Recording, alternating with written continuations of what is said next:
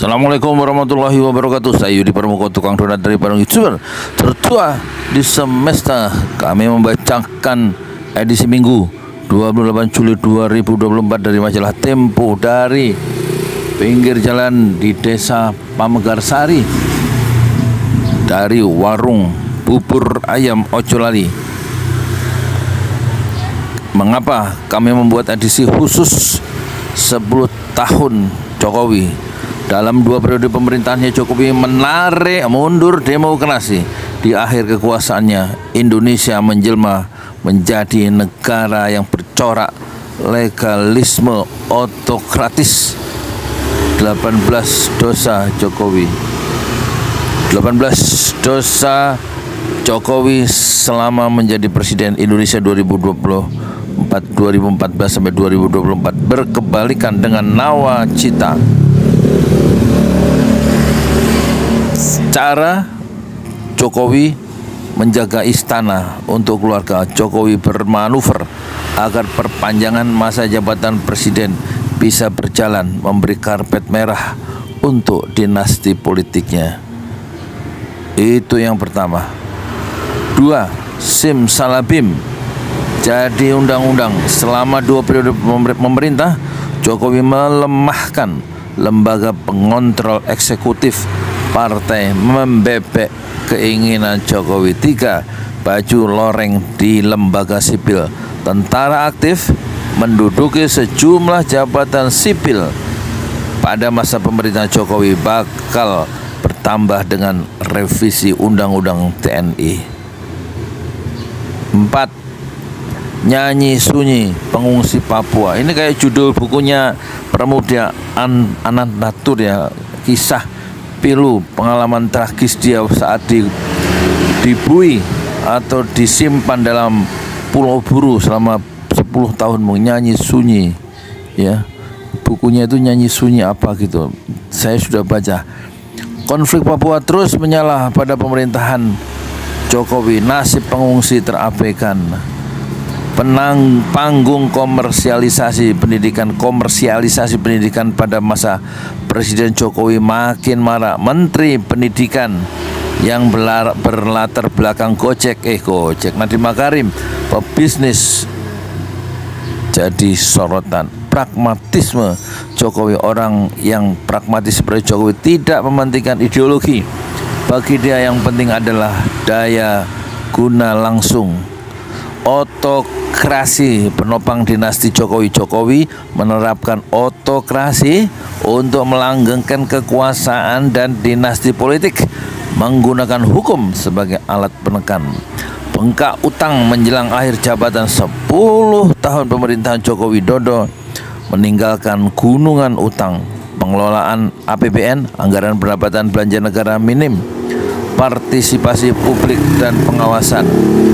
Burden sharing, titah Jokowi yang kini mencekik Bank Indonesia. Bank Indonesia kini disandera dampak burden sharing di masa pandemi. Beban keuangan meningkat, kepercayaan investor tergerus. Ambisi kereta cepat berujung beban negara. Proyek kereta cepat terus membebani anggaran negara. Ambisi Jokowi membangun proyek mercusuar ratusan triliunan rupiah. Perencanaan mentah proyek infrastruktur Jokowi. Banyak proyek infrastruktur yang dibangun Jokowi belum optimal terpakai akibat perencanaan yang tidak matang. Ambisi hampa di kota Nusantara.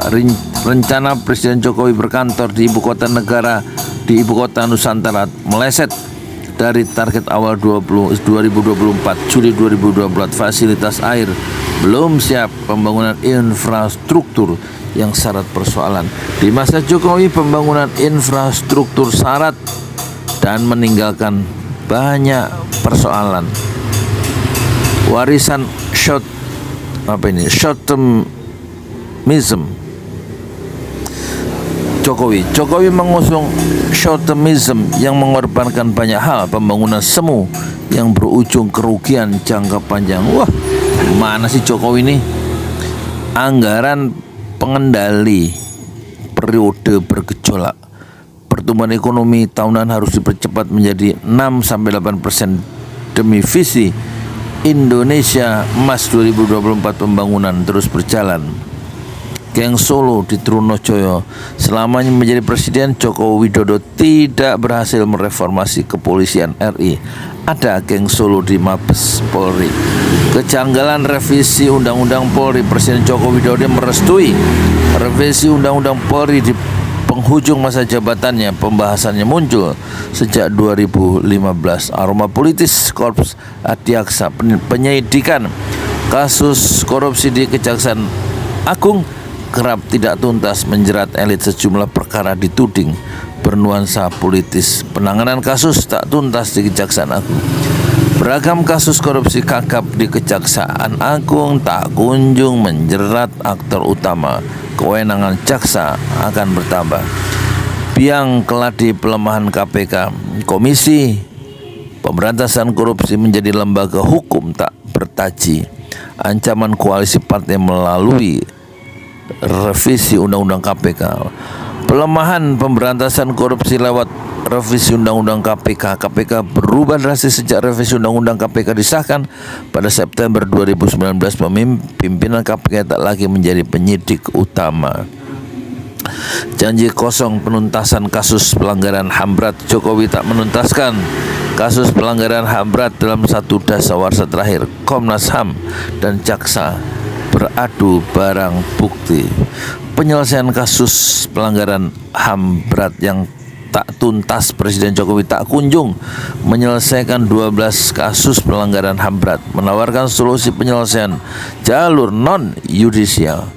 Penguasa bertameng hukum, penguasa tanpa moral memakai hukum untuk melindungi kekuasaan. Jika hukum menghalangi, mereka mengubahnya.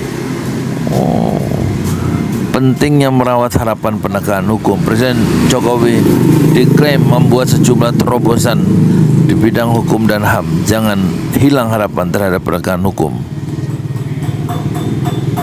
Presiden Jokowi diklaim membuat sejumlah terobosan. Baru klaim ya. Diplomasi Indonesia tanpa peluru. Politik luar negeri Indonesia tanpa gempita tapi tanpa modal dasar yang kuat. Berusaha menjadi mediator dalam isu besar. Indonesia berperan sebagai pembangun jembatan. Retno Marsudi membantah tuduhan bahwa pemerintah cuma cawe-cawe di luar negeri. Indonesia kini menjadi mitra terpercaya. Masa romantisme dan arah politik luar negeri. Politik luar negeri Indonesia belum memiliki pijakan yang kuat, tapi sudah ingin bermain di ranah global. Malah Cina yang berhasil mendamaikan Fatah dan Hamas di Beijing, dan juga kemudian mendamaikan, menyatukan Arab Saudi dan Iran ya. Bukan Indonesia, malah dalam penyatuan penyatuan Fatah dan Hamas di Beijing, beberapa negara diundang tapi Indonesia malah nggak diundang gitu. Itu menunjukkan Indonesia belum jadi mitra terpercaya ya kan, Mbak Retno Marsudi.